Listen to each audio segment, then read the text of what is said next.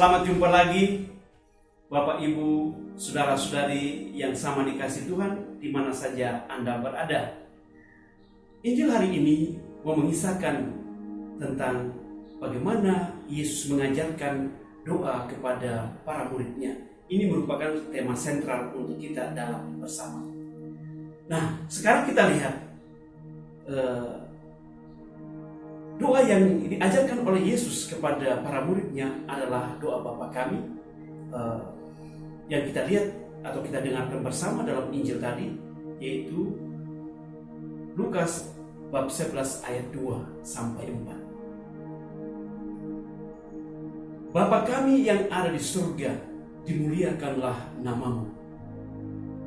Kita mengenali siapa Tuhan itu. Kita mulai dengan mengakui bahwa kita berbicara kepada Tuhan. Dia adalah Bapa kita. Kita adalah bagian dari keluarga besarnya. Oleh karena itu, kita dipanggil anaknya. Kita dapat berbicara secara langsung dengan dia. Dan ini yang dikehendaki oleh Yesus untuk kita. Kita percaya kapan dari manapun kita boleh menyapa dia sebagai Bapa. Meskipun begitu, kita sekalian harus bersikap rendah hati, taat, sekaligus menyembahnya dan menghormatinya sebagai Bapa kita. Ini yang hendaknya kita lakukan dalam kehidupan kita. Datanglah kerajaanmu, jadilah kehendakmu di atas bumi seperti di dalam surga. Kita mengungkapkan keyakinan atas keinginan kita, di mana Tuhan memberikan segala sesuatu yang baik kepada kita. Artinya apa?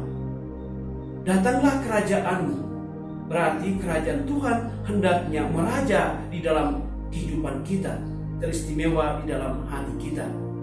Karena apa? Karena Tuhan sendiri adalah Raja yang memberikan kekuatan kepada seluruh umat yang merupakan ciptaannya. Bapak, Ibu, Saudara-saudari yang dikasih Tuhan, berilah kami rezeki pada hari ini. Ini mengungkapkan kepada kita bahwa Tuhan Yesus menginginkan kita bahwa apa yang kita inginkan itu adalah pemberian dari Allah. Kita meminta, memohon, dan mengharapkan belas kasihan Allah. Artinya apa? Karena kita menyadari bahwa kita adalah manusia yang membutuhkan Allah. Melalui makanan dan minuman itu, kita menerimanya, dan itu kita harus juga berikan kepada yang lain yang membutuhkan.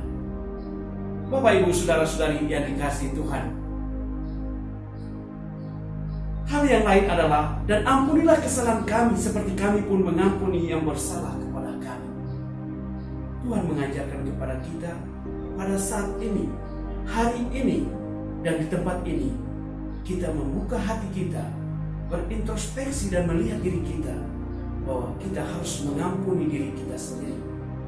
Sekaligus juga kita mengampuni orang lain yang bersalah kepada kita.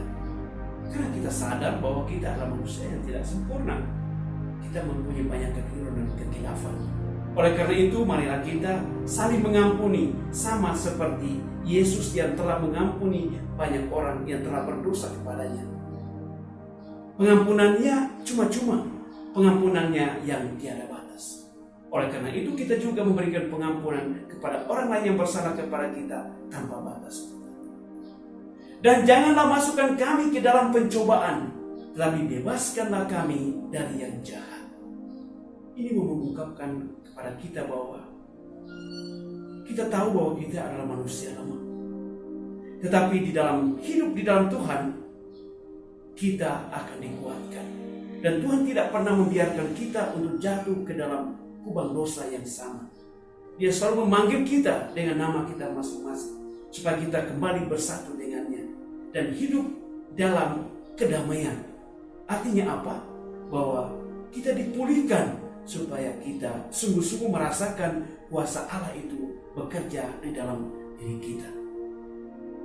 Karena Engkaulah yang mempunyai kerajaan dan kuasa dan kemuliaan sampai selama-lamanya.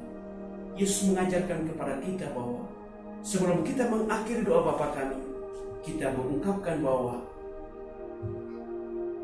Tuhan Allah yang kita sembah, yang kita sampaikan wujud dan niat kita itu adalah Allah yang Maha Kuasa. Dan oleh karena itu kita menggunakan atau memakai perlengkapan senjata Tuhan itu di dalam doa-doa kita. Oleh karena itu, Bapak Ibu Saudara-saudari yang dikasihi Tuhan, pelajaran apa yang bisa kita temukan dari bacaan-bacaan hari ini? Di sini mau mengatakan kepada kita oleh Rasul Santo Paulus kepada jemaat di Galatia, ia yang dulu adalah pembunuh para rasul Kristus, para murid Kristus di Yerusalem, tapi sekarang ketika dia bertobat, dia berusaha untuk mewartakan siapa Yesus itu dalam kehidupannya. Tetapi dia bukan mewartakan dirinya sendiri atau dia berjalan sendiri, tetapi dia mengikuti apa yang menjadi kepala dari para rasul, yaitu Petrus dan para murid yang lain yang bersama dengan Yesus waktu itu. Dan Paulus berusaha untuk menyampaikan isi hatinya kepada para rasul bahwa dia juga sebagai murid Kristus, dia juga mewartakan kerajaan Allah itu kemana-mana. Bapak Ibu Saudara-saudari yang terkasih, doa Bapa kami ini sangat penting dalam kehidupan kita. Kita tahu bahwa melalui doa Bapa kami itu relasi personal kita dengan Allah terwujud. Dan kita juga bisa mengalami keakraban dengan orang lain, dengan sesama kita, karena pengampunan yang diberikan Allah kepada kita dengan cuma-cuma. Oleh karena itu, untuk membangun persaudaraan sejati dalam hidup kita, kata pengampunan itu harus ada di dalam kehidupan kita.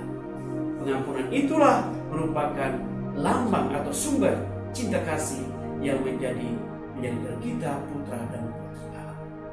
Bapak Ibu Saudara-saudari umat Allah yang dikasihi Tuhan, kita menyadari bahwa Tuhan Yesus sebagai pribadi yang diutus Allah telah mengajarkan kita berdoa dan menyapa Allah sebagai Bapa kita.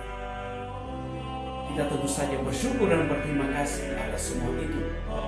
Oleh karena itu, pada kesempatan ini saya mengajak kita sekalian memasrahkan diri kita kepada Tuhan seperti Yesus yang memasrahkan dirinya kepada kehendak Bapanya dalam ketaatannya, dalam segala aktivitas mewartakan kerajaan Allah.